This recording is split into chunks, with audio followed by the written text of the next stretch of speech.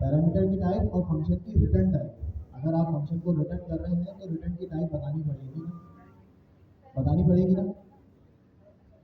कभी कभी तो खाली भी रखते हैं, कभी कभी तो नहीं भी वो तो बताते। खाली भी हम रख सकते हैं ना, जस्ट इन केस हम यूज कर रहे हैं माईपाई,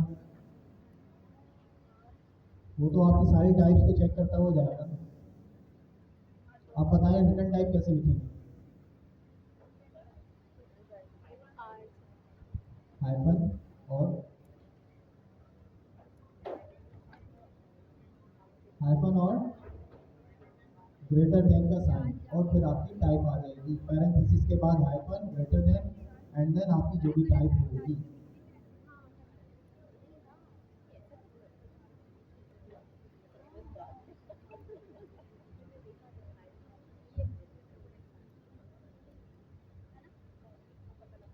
ठीक है, कोड करके दिखाता हूँ, ज़्यादा अच्छा लगेगा।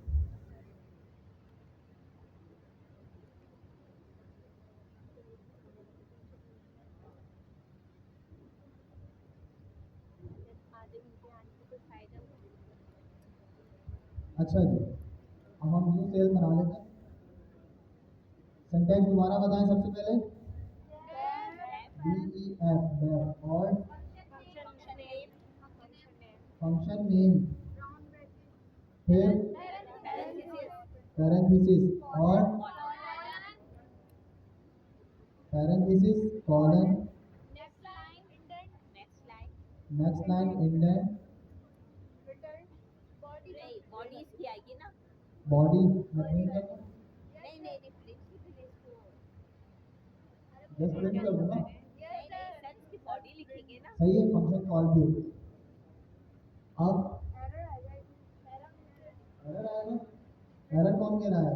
नहीं एरर नहीं आएगा। नो सर, एरर तो नहीं आएगा। एरर नहीं आएगा, ठीक है, तो फिर क्या आएगा? सिंपल प्रिंट हो जाएगा। हेलो ऑपरेशन प्रिंट हो जाएगा। अच्छा, ये ऑपरेशन ब्रदर इसने कहाँ से इंटेलिजेंस किया? आपकी पूरी हिस्ट्री स्कॉलर की देखते हुए। सही है, मैंने नहीं लिखा है, ये इंटेलिजेंस में आपको देखते हुए। अच्छा, क्या आएगा जल्दी से बताएं ना। हेलो आ जाएगा, रन करें।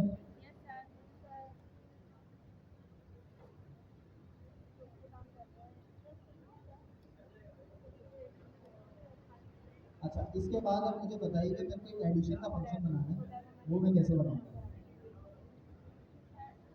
ये तो हो गया, अब मेरे को एडिशन का फंक्शन बनाना है।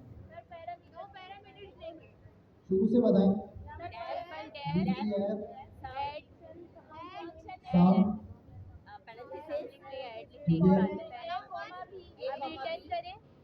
A कॉमा B, यार इंटेलिजेंस अच्छा, फिर colon, next line, return A plus B, simple print हो जाएगा। प्रिंट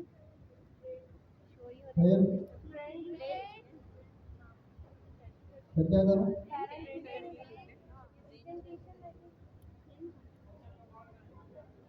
एक वेरिएबल में बना लेता हूँ रिजल्ट का, जिसके अंदर इस सम के फंक्शन को मैं कॉल कर लेता हूँ, और 10 20 मैंने इसकी वैल्यू पास कर दी।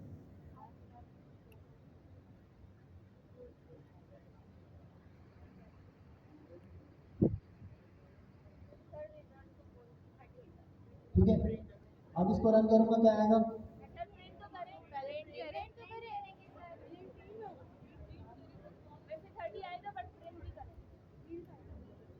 सही है, अब क्या आएगा?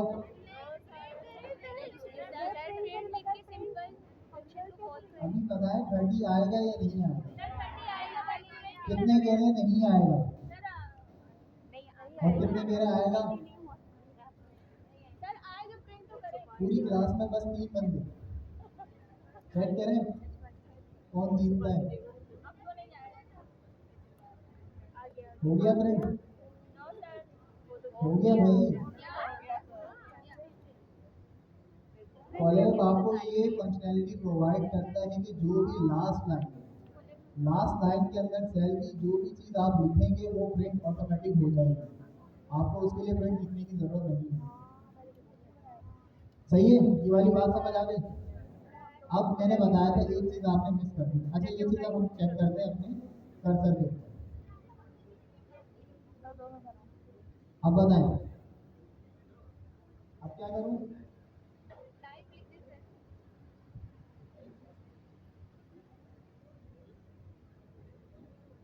इसकी टाइप डिफाइन कर दूं। Integer, integer return type, return type sir वो भी इंटीजर ही होगा। इंटीजर। अब मुझे बताएं, क्या अभी मेरे पास प्रिंट होगा या नहीं? अच्छा, ये आपको इंटेलिजेंस नज़र आ रही है। अभी इस प्रिंट को आप इतना ना देखें, ये वाला प्रिंट नहीं है, ये इंटेलिजेंस मेरे को कह रहा है कि आप ये ऐसा काम कर लें। बट जस्ट इन केस मुझे बताएं, मैं अगर डायरेक्टली रिजल्ट लिख दूं तो मेरे पास प्रिंट होगा या नहीं? नहीं होगा। चेक करें, कमांड क्या थी?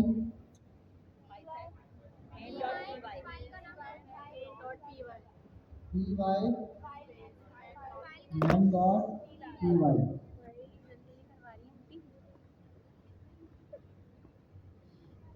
क्या कह रही आएगा या कुछ नहीं? नहीं कुछ नहीं आएगा।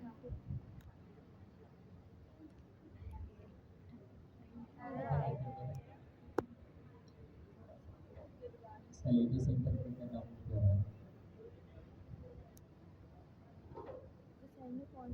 अच्छा, कभी कभार अगर py रन कर नहीं चल रहा हो तो आप इसे पहले दैट पाइथन लिख देना। समटाइम पाइथन से भी नहीं चलता तो आप पाइथन 3 यूज किया करें। अच्छा, अभी तो हमारे पास कुछ नहीं आया, तो अब क्या करूँ मैं? इस रिजल्ट को प्रिंट में डाल दूं, तो इससे हमें क्या पता चला कि लास्ट लाइन के अंदर ऑटोमेटिक प्रिंट सिर्फ कहाँ होता है? कॉलम के ऊपर। आगे हमारे पास 30, आगे देखें अब क्या है हमारे पास।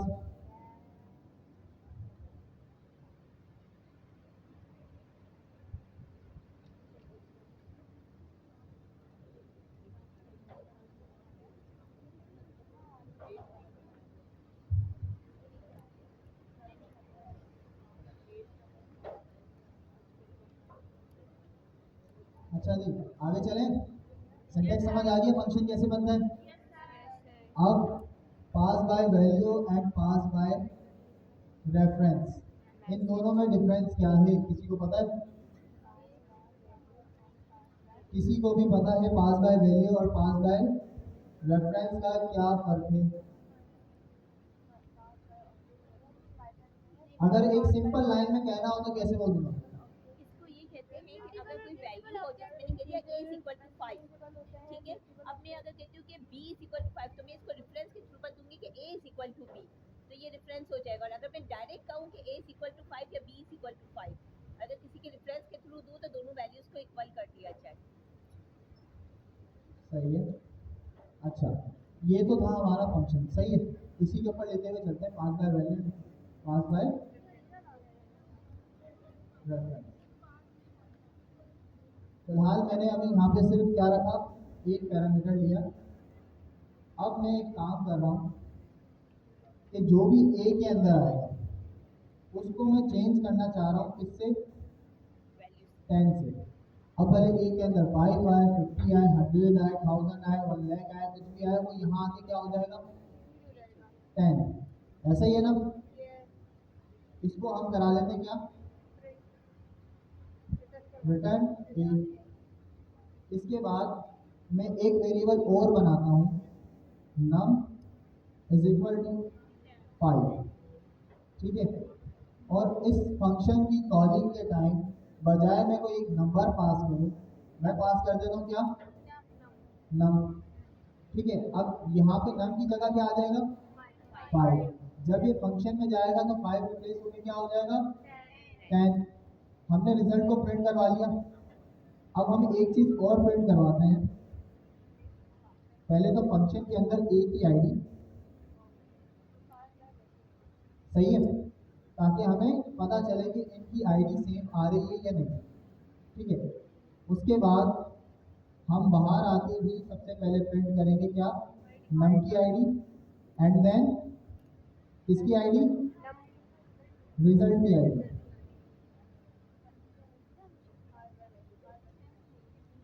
सही है, 3 आईडी हमने प्रिंट करवाई। पहली किसकी आएगी, नम की आईडी लिख लेते हैं हम। सर पहले ए की आएगी,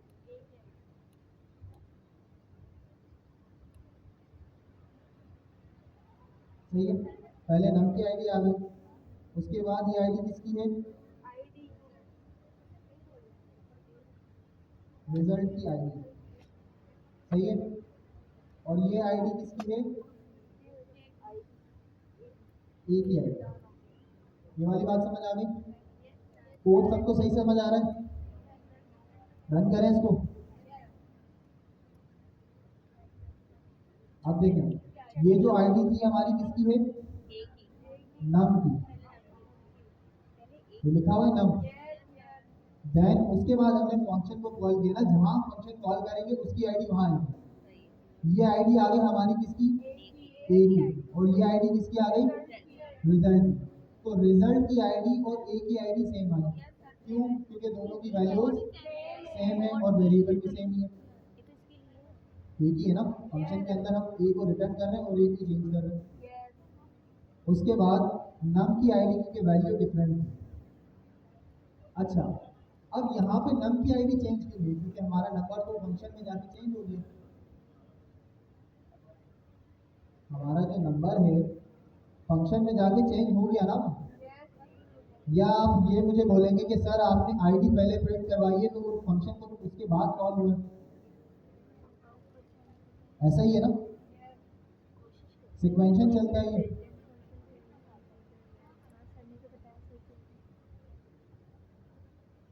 मैं इसको रिजल्ट सबसे लास्ट के अंदर नम की आईडी प्रिंट कर रहा हूँ ताकि हमें पता रहे कि लेटेस्ट आईडी नंबर की क्या है। अब देखें ए की आईडी, ये हमारा रिटर्न, फिर रिटर्न की आईडी और ये हमारी नम की आईडी अभी भी चेंज है। इसका मुझे रीजन बताओ। देखिए मैंने जब नम पास किया और फंक्शन में उसकी वैल्यू चेंज हुई तो असूलन क्या होना चाहिए था कि नम की जो आईडी है और जो वैल्यू है वो भी चेंज होनी चाहिए।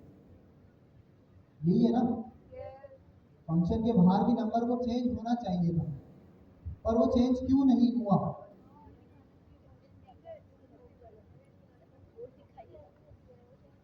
कोड दिखा दो, कोड देख लें आप लोग। भाई देखें ये मेरा नंबर था 5, इसको जब मैंने फंक्शन के अंदर दिया तो ये हो गया 10, तो असूलन इसको भी 10 हो जाना चाहिए था। रिटर्न के बाद चलाया ना आपने, इसलिए आई थिंक मैंने इसको फंक्शन के बाहर चलाया।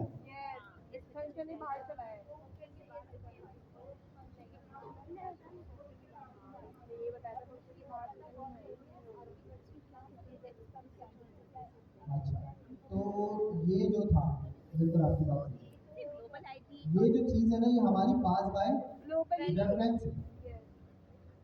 पास बाय क्या, रेफरेंस, कि हमने फंक्शन को नंबर का रेफरेंस दिया, उसकी वैल्यू नहीं थी, उसका रेफरेंस हमने इसको पास किया, तो उसने उसकी वैल्यू पे चेंज कुछ भी नहीं किया। अच्छा, जब भी हम ऐसा काम करते हैं हमेशा हम क्या करते हैं, पास बाय रेफरेंस ही करते हैं। बट अब ये कहाँ वैल्यू चेंज करेगा, कहाँ वैल्यू चेंज नहीं करेगा, ये चीज अलग बात है।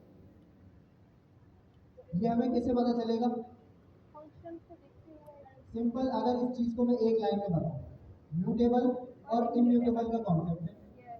जो टाइप आपकी म्यूटेबल है वो पास बाय वैल्यू कंसीडर की जाएंगी, जो टाइप आपकी इम्यूटेबल है वो पास बाय रेफरेंस कंसीडर की जाएगी। बात समझ आ रही है। इंटीजर हमारी कौन सी टाइप है, इम्यूटेबल। इट्स मीन कि ये पास बाय रेफरेंस हुआ, इसकी वैल्यू चेंज नहीं हुई। जब मैं इसी को कोड को लेता हूँ या इसी को चेंज कर लूँ, कोड को इसी को चेंज कर लेता हूँ, मैं अभी 5 हटा के यहाँ पे एक अलग लिस्ट बना लेता हूँ। लिस्ट हमारी म्यूटेबल है ना, 1, 2, 3, बस सही है। ये मैंने काम कर दिया। अब जब भी ए के अंदर एक अगर लिस्ट आए, मैं टाइप यहाँ पे चेंज कर लेता हूँ,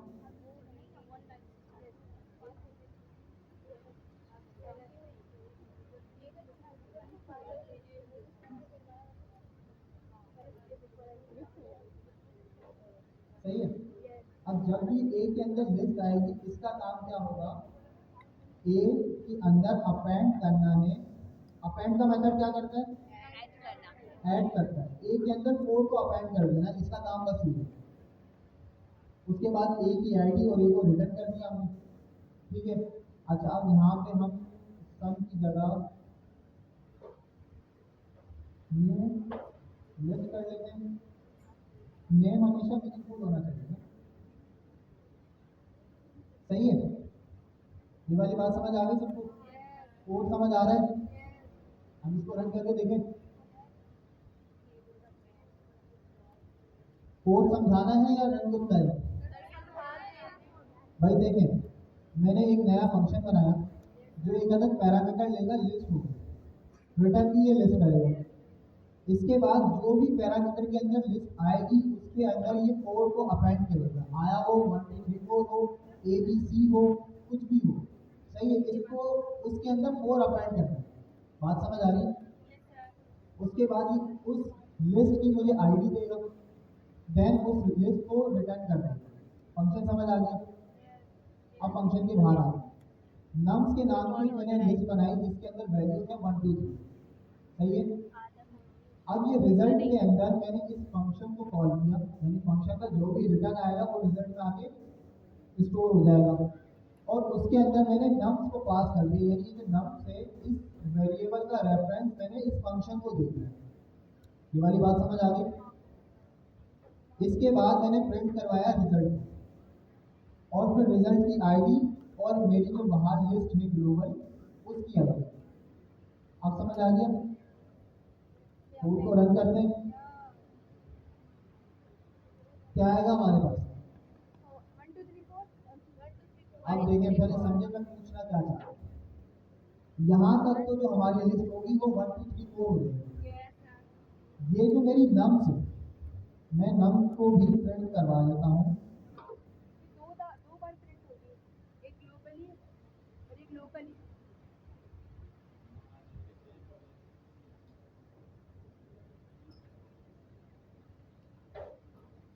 ये जो मेरी नम्स की लिस्ट है, क्या ये 1 2 3 4 होगी या 1 2 3 ही रहेगी, ये चीज मुझे बताओ। 1 2 3 रहेगी। 1 2 3 वाले कौन है, और 1 2 3 4 सही। 1 2 3 4 वाले बहुत कम है। लेट्स सी, एंटर करो। ये आ गया मेरा ए, ठीक है। उसके बाद आ गया ये मेरा क्या, रिटर्न रिजल्ट। फिर ये मेरी नम्स की लिस्ट भी चेंज हो गई, ओरिजिनल लिस्ट भी मेरी चेंज हो गई। क्यों, क्योंकि ये म्यूटेबल है। तो ये इसको इसने क्या कंसीडर किया, पास बाय वैल्यू। डिफरेंस समझ आया, पास बाय रेफरेंस और पास बाय वैल्यू का। आईडी भी देखे, दोनों की सेम है। आईडी भी देख रहे हैं, दोनों की सेम है, रिजल्ट की और नम्स की। सर लिस्ट में अगर स्ट्रिंग होता तो नहीं आता, लिस्ट में स्ट्रिंग अगर डालते, अगर स्ट्रिंग होता तो जो भी आप अपेंड करते लिस्ट हमेशा सेम हो जाती। अब ये क्यों हो रहा है, क्योंकि लिस्ट हमारी म्यूटेबल है। इस चीज को मैं अगर एक लाइन में समझाऊं, जो टाइप आपकी म्यूटेबल होगी वो पास बाय वैल्यू होगी, जो टाइप आपकी इम्यूटेबल होगी वो पास बाय रेफरेंस होगी। ये वाली बात समझ आ गई। इसमें कोई कंफ्यूजन या सवाल। सर स्ट्रिंग तो इम्यूटेबल होते हैं ना सर। स्ट्रिंग के साथ अगर आप काम करेंगे तो इम्यूटेबल वाले काम होगा, पास बाय रेफरेंस। अगर स्ट्रिंग आप लिस्ट में पास कर रहे हैं तो वो एक अलग लिस्ट कंसीडर होगी, ना कि स्ट्रिंग। आगे चलें।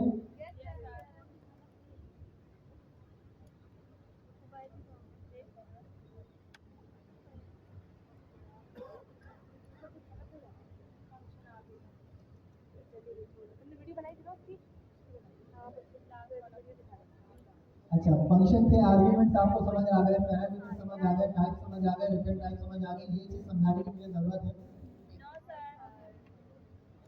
ये कोड समझ आ रहा है। एक सवाल मेरा, एक सवाल, ये वाला जो मेरा फंक्शन है, अब देखिए मैं इसमें एक काम कर रहा हूँ। ये चीज़ जो मेरी लिखी हुई है इसको मैंने कर लिया कॉपी। अच्छा पहले इस सेल को मैं रन कर लेता हूँ। तो ये लाइन मेरे पास प्रिंट में आई नीचे नो सर। नहीं आई, सही है।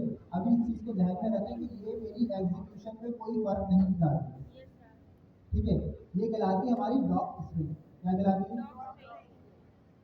अब मैंने एक कमेंट लिख रहा हूँ सेम लाइन, सही है।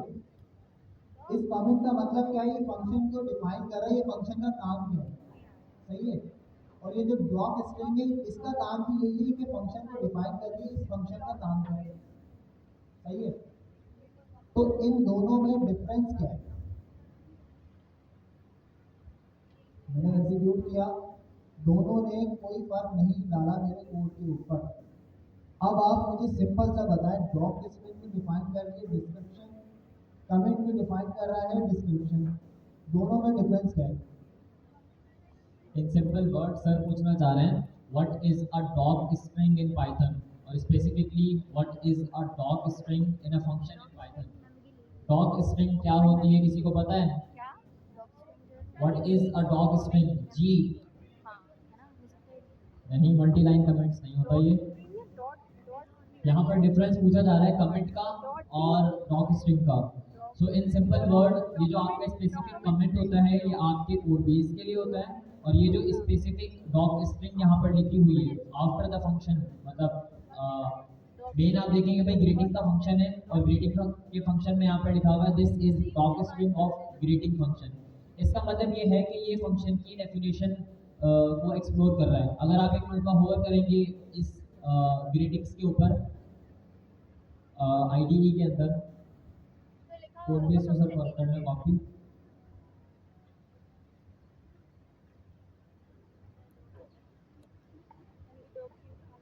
अब इस ग्रीटिंग्स के ऊपर अगर आप एक्सप्लोर करेंगे, जैसे ही आप इस ग्रीटिंग के ऊपर होवर करेंगे तो आपको लिखा हुआ नजर आ रहा है this is doc string of greeting function. तो ये स्पेसिफिकली फंक्शन की डेफिनेशन को एक्सप्लोर करता है या फिर फंक्शन की बेसिकली रियल मीनिंग को बताता है। अब स्पेसिफिकली आप लोग बिल्ट इन मॉड्यूल्स का इस्तेमाल कर रहे होंगे, यूजर डिफाइंड मॉड्यूल्स का इस्तेमाल कर रहे होंगे, थर्ड पार्टी मॉड्यूल्स का इस्तेमाल कर रहे होंगे, आपको कैसे पता चलेगा कि भाई ये स्पेसिफिक फंक्शन है और इसका ये काम है। तो इस चीज़ को बेसिकली बेहतर बनाने के लिए हमारे पास पाइथन के अंदर डॉक स्ट्रिंग होती है, और जावास्क्रिप्ट की दुनिया में जेएस डॉक्स होते हैं। ऐसे ही है ना सर? हमजा जेएस डॉक्स था ना जी। सर हम कमेंट से भी तो काम कर सकते हैं ना। देखिए कमेंट से जो आप काम करते हैं वो सिर्फ डेवलपर को पता है क्या काम है, यानी जब आप कर रहे हैं, ठीक है, आपको उस फंक्शन को फाइंड करना होगा, उसका कमेंट वहाँ लिखा होगा। अब लेट सपोज इसकी डॉक स्ट्रिंग मैंने डिफाइन कर दी, सही है। अब मैं इस ग्रीटिंग के फंक्शन को, मुझे नहीं पता मैं इसके बाद कहाँ कॉल करूँ। अब मेरे को नहीं पता ये ग्रीटिंग का फंक्शन काम क्या कर रहा है। मैं अगर इस पर होवर करूँगा तो आप देखिए डॉक स्ट्रिंग मेरे पास शो हो रही है। तो ये डॉक स्ट्रिंग क्या काम करती है? आपको बताती है फंक्शन की डिस्क्रिप्शन कहीं पे भी होवर करने। बट अगर मैंने डॉक स्ट्रिंग नहीं लिखी, कमेंट लिखा हुआ है, अब मुझे फाइंड करना पड़ेगा ये फंक्शन मेरे कोड में कहाँ है, उसका कमेंट फिर मैं पढ़ूंगा, फिर मुझे समझ आएगा अच्छा भाई इस फंक्शन का काम ये है। बात समझ आ गई? अब आगे चलो। अब आते हैं हमारे पास कीवर्ड आर्गुमेंट्स। कीवर्ड आर्गुमेंट्स क्या होते हैं?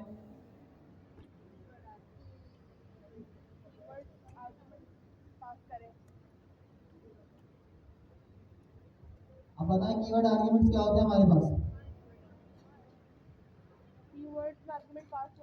देखिए मैंने पैरामीटर्स दे दिए, फंक्शन बनाया प्रिंट इन्फो, उसके दो पैरामीटर्स हैं नेम और एज, ठीक है।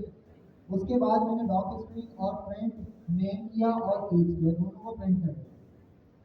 अब जब मैं इसकी आर्ग्यूमेंट पास करूंगा तो जो भी पहला आर्ग्यूमेंट होगा वो कहाँ जाके स्टोर होगा? नेम के अंदर। जो भी दूसरा आर्ग्यूमेंट होगा वो जाके कहाँ स्टोर होगा? एज के अंदर। यानी ये जो आर्ग्यूमेंट मैं पास कर रहा हूँ वो कैसे पास कर रहा हूँ? पोजिशनल आर्ग्यूमेंट पास कर रहा हूँ, ठीक है। जो पोजीशन है उसी पोजीशन में मैं पास कर रहा हूँ argument. But just in case मैं नहीं चाह रहा कि मैं पोजीशनल आर्ग्यूमेंट पास करूँ, उसके बजाय मैं पास कर देता हूँ कीवर्ड आर्ग्यूमेंट। अभी कीवर्ड आर्ग्यूमेंट्स क्या है? जो भी पैरामीटर का नाम है वो लिखें, assignment operator equal to use करते हुए आप उसकी वैल्यू पास करते हैं, जैसे आप वेरिएबल बनाते हैं, सही है।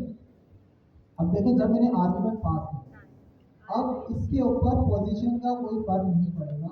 मैंने देखे पहले एज पास कर दी, एज इज इक्वल टू 50, उसके बाद नेम पास कर दिया, name is equal to R. अभी जो एज की वैल्यू 50 है वो जाके स्टोर हो जाएगी एज में, नेम की वैल्यू आर में वो जाके स्टोर हो जाएगी इसमें आर में। बात समझ आ गई है?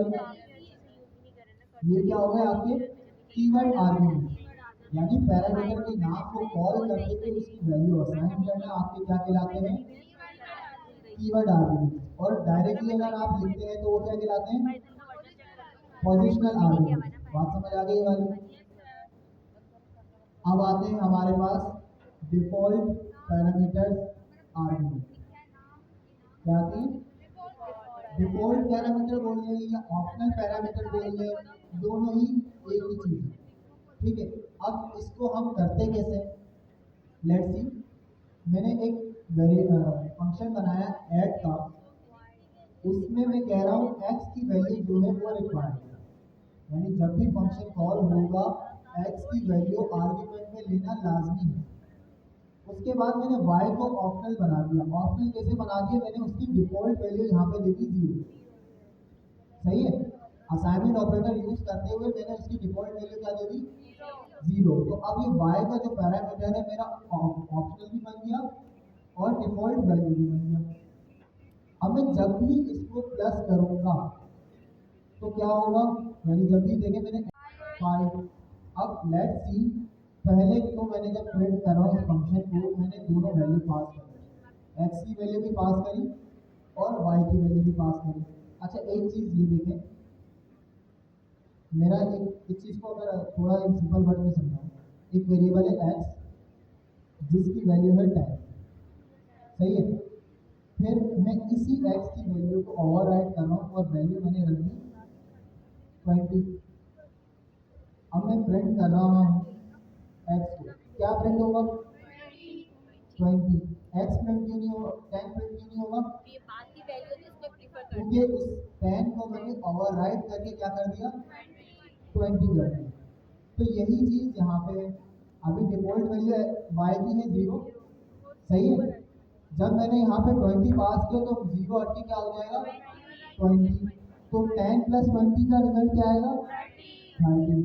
इसी तरह 50.0 और 2.0, ये देखें मैंने कीवर्ड आर्गुमेंट में पास किया, y की वैल्यू 50.0 और x की वैल्यू 2.0, तो इसका रिजल्ट क्या आएगा 52.0। और मैंने अब जस्ट x की वैल्यू पास करी, इसका रिजल्ट क्या आएगा 5, यानी 5 प्लस 0 5। बात समझ आ गई वाली? अब आते हैं अनपैकिंग आइटरेटिबल्स। इस चीज़ से पहले आप मुझे ये चीज़ बताएं, ये क्या है। प्रिंट का फंक्शन तो आप लोग यूज करते हैं, जो भी फंक्शन होता है उसके फिक्स पैरामीटर्स होते हैं, फिक्स आर्ग्यूमेंट्स होते हैं, ऐसा ही है। अभी तक जो हम फंक्शन बनाते हुए हैं उसके अंदर दो हमने पैरामीटर्स रखे हुए और दो आर्ग्यूमेंट भी पास करे। अभी जो प्रिंट का बिल्ट इन फंक्शन है हमारे पास, इसके अंदर अगर मैं लिखता हूँ 1 तो ये प्रिंट हो जाएगा। इसके अंदर मैं एक और आर्ग्यूमेंट पास करता हूँ 1, 2, ये प्रिंट हो जाएगा। इसके अंदर मैं एक और आर्ग्यूमेंट पास करता हूँ 1, 2, हमजा,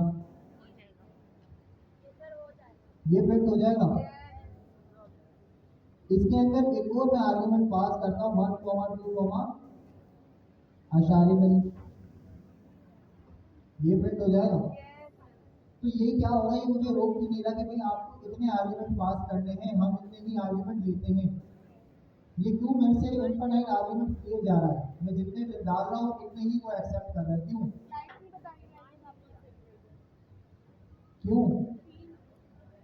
क्योंकि जो फंक्शन बना हुआ है प्रिंट का, उसको बनाया ही इसी तरीके से है कि आप इसमें जितने भी आर्ग्यूमेंट डालेंगे ये एक्सेप्ट कर लेगा। बात समझ आ गई वाली? अब देखते हैं ये वाले फंक्शन बनते कैसे। फंक्शन बनाया, नॉर्मल फंक्शन है, कुछ भी इसमें चेंज नहीं दिख रहा है, आपको इसमें कुछ चेंज दिख रहा है? इस फंक्शन में कोई चेंज दिख रहा है? ये स्टार बना है, स्टार, सही है।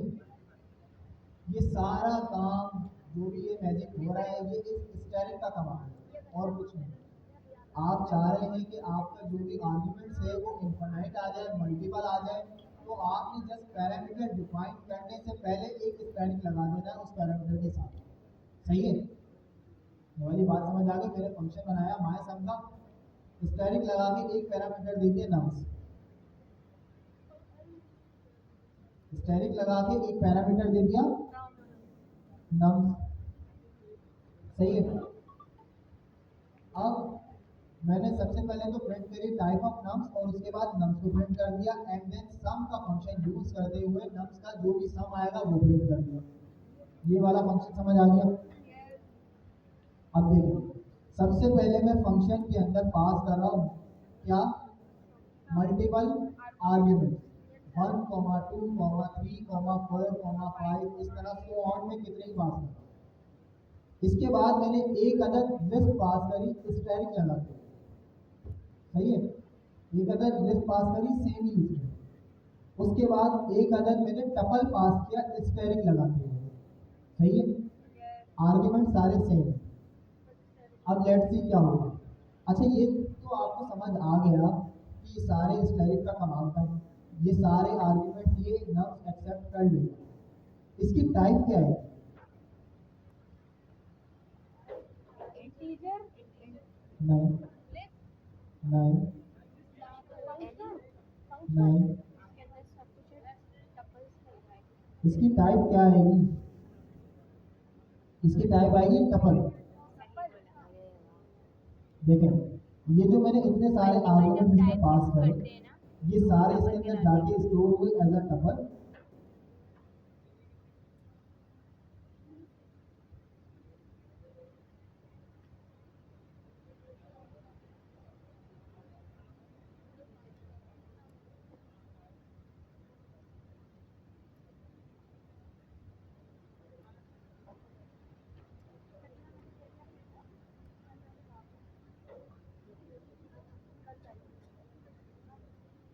यार मेरा प्रिंट नहीं हो रहा, अजीब मुझे लग रहा है, काफी दिनों से इस पे काम नहीं करा, कर्सर पे भी नहीं हो रहा, बेस कट पे भी नहीं हो रहा। देखना कोड तो सही के लग रहा है। कोई तो इसमें क्या है?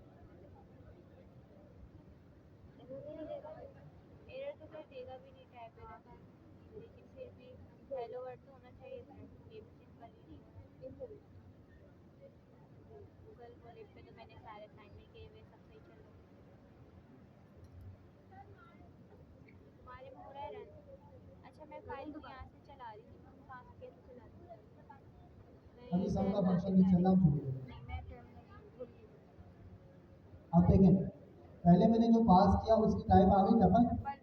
मल्टीपल आर्ग्यूमेंट से ये सारा आ गया मेरे पास सम, सॉरी सम नहीं आया, मीन्स कि अभी हमारी नम्स जो भी थी वो टपल आ गई।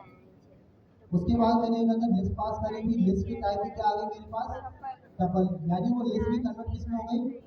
टपल में। तो मेरे पास वही टपल रिटर्न हो गया। एंड देन मैंने क्या किया था, अगर टपल पास किया था तो टपल टपल ही रहा और मेरे पास क्या आ गया? टपल। तो अब जब मैं इसको अनपैक करूंगा, अनपैक या तो मैं फॉर लूप लगा के करूँ टपल को, या टपल के जो भी मेथड्स हैं वो सारे मैं इसके ऊपर यूज कर सकता हूँ। ये वाली बात समझ आ गई? आगे चले। सर तो ये टाइप टपल क्यों बताई, जबकि लिस्ट इसकी टाइप थी पहले वाली की? कन्वर्ट हो गया। कैसे कन्वर्ट होगा? मैंने स्टेरिक लगा के एक अंदर लिस्ट पास किया। अब ये जो इसके एलिमेंट्स हैं ये सारे एक साथ नहीं जाएंगे, ये 1 बाय 1 जाएंगे। पहले गया 1, 2, 3, 4, 5, 6, 7 और जो भी नंबर्स हैं वो सारे इसके अंदर आएंगे। क्योंकि मैंने यहाँ पे एक अंदर स्टेरिक लगाया हुआ है कि ये इसको अनपैक करके उसके अंदर भेज रहा है, सही है। यानी इसको लिस्ट में से हटा के उस नब्स के अंदर भेज रहा है। बात ये समझ आ गई? तो ये टपल ही हमेशा रिटर्न देगा आपको। आगे चलो। अच्छा, कभी कभार यस यस यस कह रहे होते हो, समझ में भी आता है या फिर यस कंटिन्यू करने के लिए होता है? जी ये यस कंटिन्यू वाला होता है या वाकई समझ में आ रहा होता है? समझ में आ रहा वाकई समझ में आता है या फिर वो एक आदत सी है? यस यस यस, चलते रहो, तुम चलते रहो, हम तुम्हारे साथ हैं। डिफॉल्ट आर्गुमेंट और ऑपरेंट आर्गुमेंट अभी ऊपर देखिएगा, ये वही चीज है। आगे अब आते हैं पोजिशनल ऑर्डरली आर्गुमेंट, इसको मैं खुद डिफाइन करता हूँ।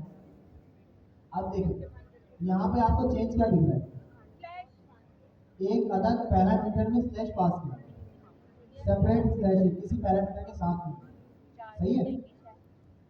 अब देखिए होगा क्या, इस स्लैश का मतलब ये है कि ये जो x और y यानी स्लैश से पहले जितने भी पैरामीटर्स हैं वो हमेशा क्या होंगे, पोजिशनल होंगे।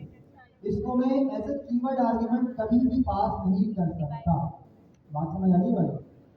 स्लैश से पहले जितने भी पैरामीटर्स होंगे वो हमेशा पोजिशनल होंगे, उसको मैं कीवर्ड आर्गुमेंट के थ्रू नहीं पास कर सकता।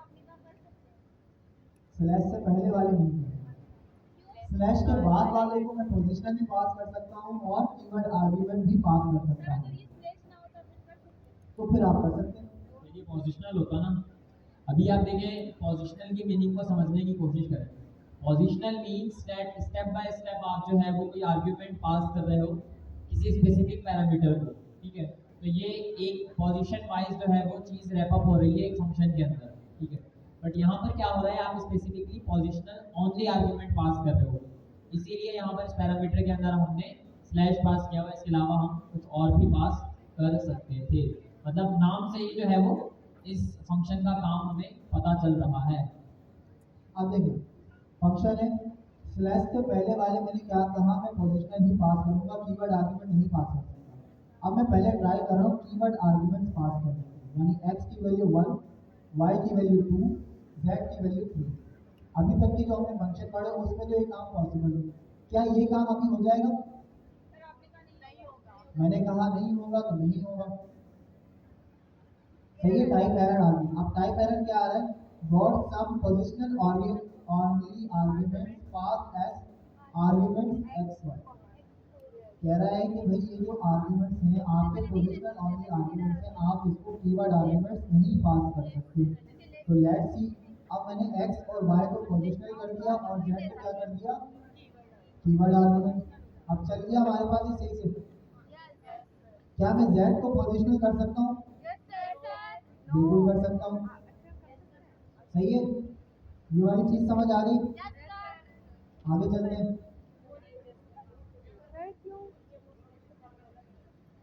देखें कुछ केसेस ऐसे होते हैं जो आप चाह रहे हैं कि ये मेरा पैरामीटर है, ये हमेशा हमेशा पोजिशनल ही है, वो कीवर्ड आर्गुमेंट आप नहीं लेना चाह रहे, तो उसके लिए आप ये वाला काम कर सकते हैं। अब आते हैं कीवर्ड ओनली आर्गुमेंट। अब ये क्या है, नाम पढ़ के क्या लग रहा है, सिर्फ कीवर्ड ही पास कि कर, सिर्फ कीवर्ड में ही आपको आर्गुमेंट पास करने हैं, पोजिशनल पास नहीं कर सकते। तो इसके लिए हमने क्या लगाया, स्टैटिक। सबसे पहला हमने पैरामीटर पास कर दिया स्टैटिक, उसके बाद num1 num2 num3 जितने भी होंगे मेरे क्या होंगे, कीवर्ड ओनली आर्गुमेंट्स होंगे। तो num1 num2 num3 को ये आपस में मल्टीप्लाई करके रिजल्ट दे रहा है। इसके बाद देखिए मैंने इसको कीवर्ड ओनली आर्गुमेंट में पास कर दिया, ये यहाँ पे सक्सेसफुली चल जाएगा। उसके बाद अब मैं पोजिशनल आर्गुमेंट पास करने की ट्राई कर रहा हूँ, चल जाएगा? नहीं चलेगा। अब एक चीज आप मुझे और बताएं, एक पैरामीटर में स्टैटिक से पहले ले रहा हूँ नम का कॉमा और नम को भी इसी के साथ मैं मल्टीप्लाई कर रहा हूँ, सही है। और यहाँ पे अब बताएं मैं नम को कैसे पास करूँ। दोनों तरीके से पास कर सकते हैं, मैं कहता हूँ नम इज इक्वल टू 5। अब बताएं चल जाएगा ये? चल जाएगा, चल जाएगा। एरर आ गया। यहाँ पे आर्गुमेंट बेसिक है ना, चल गया। अब बताएं मैं जब यहाँ से नम हटा दूँ तो क्या ये चलेगा? यस सर चलेगा। क्यों? क्योंकि ये तो हमारे भाई कीवर्ड ओनली आर्गुमेंट है ना, अब क्यों चले गए? हिस्टेरिक से पहले जितने भी होंगे वो आप पोजिशनल भी दे सकते हैं। ये वाली बात समझ आ गई? आगे चले।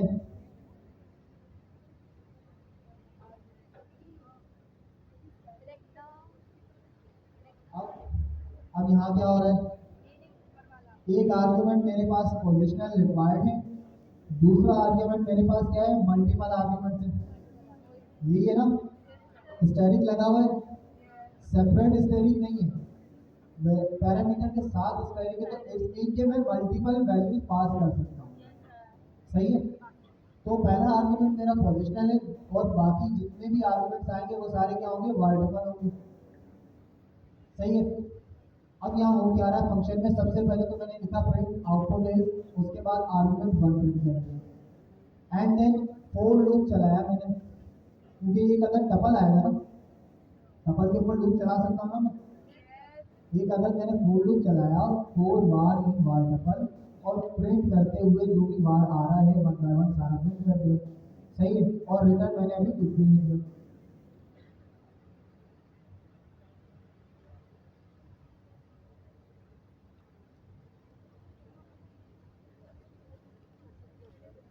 अच्छा, अब देखिए पहले तो जस्ट मैंने 10 पास किया, क्या ये चल जाएगा? पहले जस्ट मैंने 10 पास किया है, बार टपल पास नहीं किया, क्या ये चलेगा? यस वाले कितने हैं और नो वाले कितने हैं? दरमियान वाले कितने हैं? दरमियान वाले भी कोई भी नहीं है। भाई जो हाथ नहीं उठा रहा वो कहाँ पे? वो ए में या बी में? वो सेंटर में। भाई मेरा सवाल ये है कि मैंने अभी सिर्फ आर्ग्यूमेंट 1 पास किया है, बार डबल नहीं पास किया, क्या ये चलेगा या नहीं? तुक्का लगा ले यार। चल जाएगा या नहीं? चल जाएगा देखो, लेट्स सी। उसके बाद मैंने पास किया 70, 60, 50, 70 और 90, ये चलेगा? भाई ये तो 100% चलेगा, इस पे हमें श्योरिटी नहीं है। लेट्स सी हमारे लाइन नंबर 10 का क्या हाल आता है। चल गया? तो इससे हमें क्या पता चला कि जो मल्टीपल पोजिशनल आर्गुमेंट्स आपके हैं वो ऑप्शनल भी होते हैं। सही है? मल्टीपल पोजिशनल आर्गुमेंट्स आपके क्या होते हैं? ऑप्शनल भी होते हैं। तो पहले तो आउटपुट हमारा 10 आ गया, उसके बाद पहला पोजिशनल आर्गुमेंट 70 जाके स्टोर हो गया आर्गुमेंट 1 के अंदर, और उसके बाद जितनी भी वैल्यूज थी वो जाके स्टोर हो गई किसके अंदर? वार टपल में as a tuple positional argument. अच्छा क्या हो मैं यहाँ पे कहूँ var tuple is equal to tuple, tuple जाता है ना उसके अंदर, टपल 1, 2, 3, 4, क्या ये चल जाएगा? क्या ये चल जाएगा?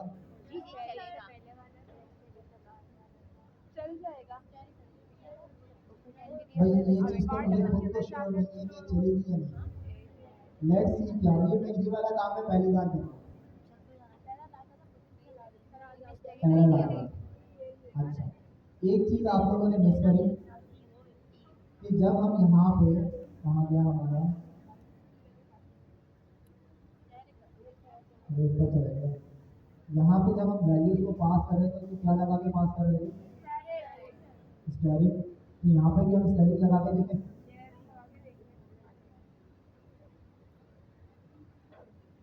कहाँ गया कहाँ गया कहाँ गया? यहाँ पे स्टेरिक लगा दूँ, क्या अब ये चलेगा? लेट्स सी, अभी भी नहीं चला। तो इस मीन के जो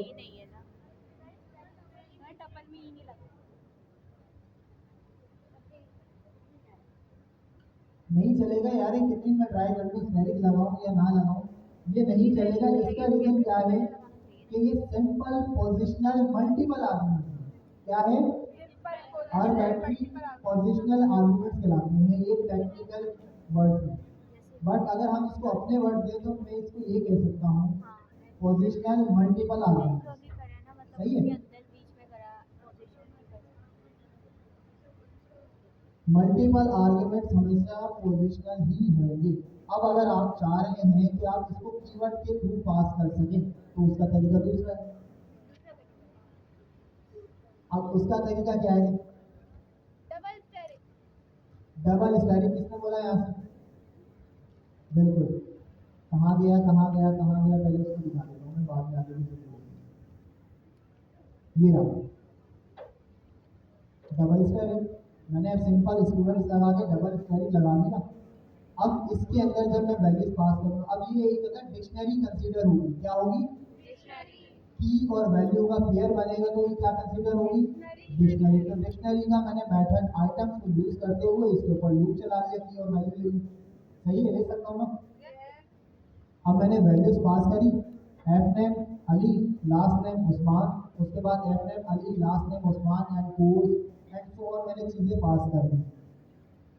उसके बाद ये वाली चीज हम बात करेंगे।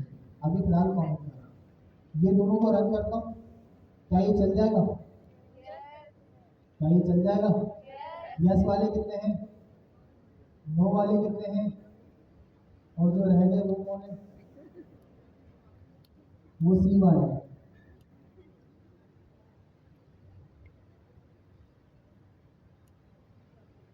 चल गया हमारे पास ये। अब मैं एक अगर डिक्शनरी पास करने की ट्राई कर रहा हूँ, ये एक डिक्शनरी है ना, माय डिक्शनरी, और फंक्शन को कॉल करते हुए मैंने माय डिक्शनरी इसमें पास कर दिया। क्या अब ये चल जाएगा? यस सर चलेगा क्या अब ये चल जाएगा? यस यस सर नहीं चलेगा चलेगा चेक कर लें। चलेगा डबल चल स्टेरिंग जाएगा। है ना सही है। और क्या हो अगर ये मैं डबल स्टोरी बना दूँ? फिर नहीं चलेगा अब चलेगा? अब एरर शो करेगा। अब नहीं चलेगा। सही है, यानी बात समझ आ गई?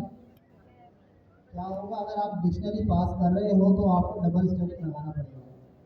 अब हम आ जाते हैं हमारा नेक्स्ट टॉपिक क्या है। ये वाली चीज़ तो समझ आ गई ना?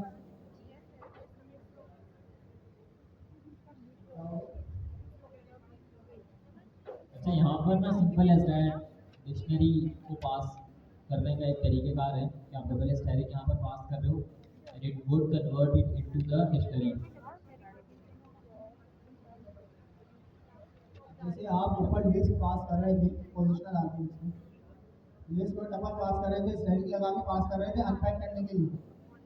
अब यहाँ पे मैं क्योंकि डिक्शनरी पास कर रहा हूँ तो डिक्शनरी अनपैक किससे होगी? डबल स्टेरिंग से। सिंपल।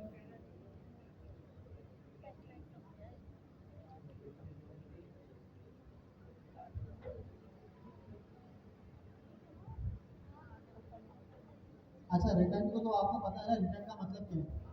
रिटर्न करवाना पाइथन में रिटर्न का मतलब क्या है? फंक्शन में स्पेसिफिकली जब भी हम एक रिटर्न के कीवर्ड को इस्तेमाल करते हैं तो इसका क्या मतलब होता है? लास्ट क्लास में भी हमने देखा था ये। जी,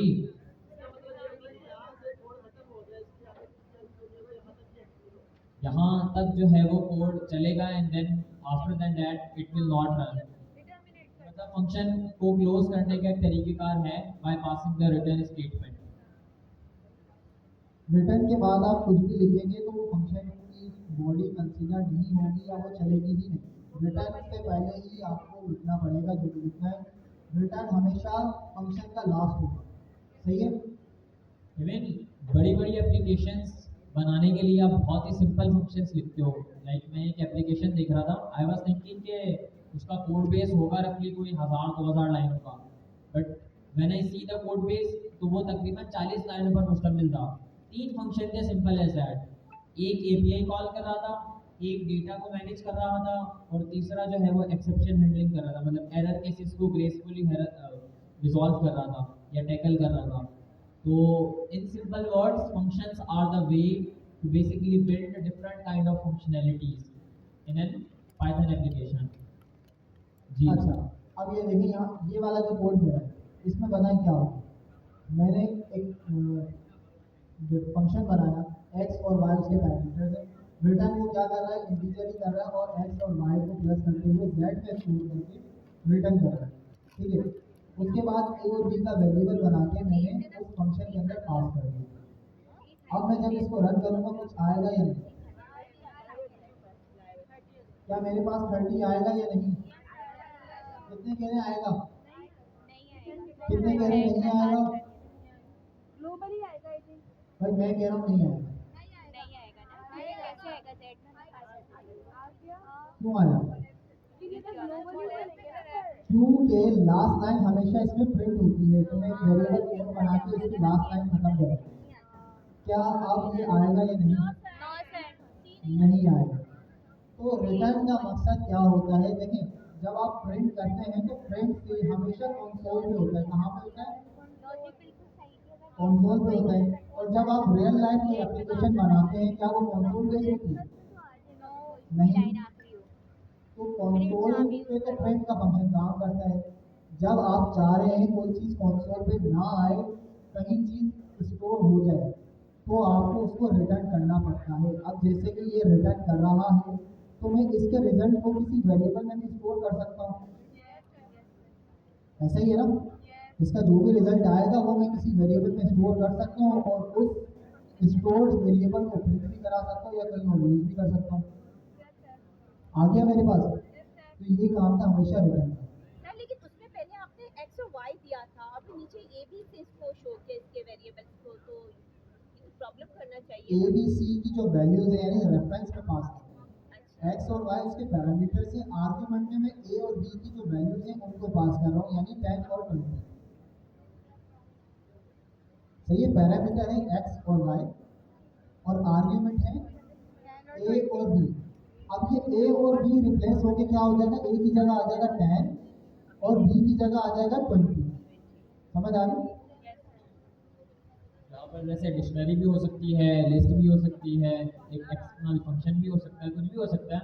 बट ये है कि मतलब नेम की सिमिलैरिटीज का फंक्शन में होना ये वाज़ेह नहीं है। मतलब ऐसा नहीं है कि भाई आपने पैरामीटर पास किए एक्स एंड वाई, तो अब आपने अगर उनकी मतलब आर्ग्यूमेंट पास करने हैं तो उसका नाम भी एक्स एंड वाई ही होना चाहिए। आप डिफरेंट वेरिएबल्स पास कर सकते हैं और वो वेरिएबल लिस्ट हो सकता है, डिक्शनरी हो सकता है और एनीथिंग लाइक दैट। अब आता है हमारे पास एनोनिमस फंक्शन। एनोनिमस फंक्शन क्या होते थे टाइप में? नाम नहीं होता। वो फंक्शन जिसका कोई नाम ना हो, ठीक है, और एरो फंक्शन और वो फंक्शन जहाँ जिसको आप एक ही जगह यूज करना चाह रहे हैं और बार बार यूज नहीं कर रहे, उसको हम क्या कर सकते हैं? एनोनिमस फंक्शन बना सकते हैं। सही है? पाइथन के अंदर एनोनिमस फंक्शन क्या होते हैं? Lambda function, LAMBDA, lambda, B silent. सही है? लैम्डा फंक्शन का सिंटैक्स क्या है? सबसे पहले आपने कीवर्ड लिखना है लैम्डा, उसके बाद आपके आर्गुमेंट्स आ जाएंगे जो भी फंक्शन के आर्गुमेंट होंगे, देन कॉलन लगा के फंक्शन की बॉडी या एक्सप्रेशन आप उसमें पास करेंगे। सही है? ये सिंपल सा सिंटैक्स है किसका? लैम्डा फंक्शन का। अब हाँ, ये पैरामीटर है। सही है?